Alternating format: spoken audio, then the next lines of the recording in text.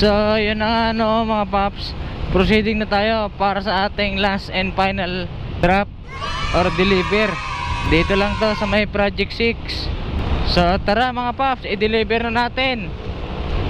So yun na nga no mga paps, nandito na tayo sa ating dideliveran sa Pescadores International. Ayun no, sa taas, sa third floor. So tawagan muna natin. Sa inyo na po yung payment ma'am, 152 po. Magkano? 152.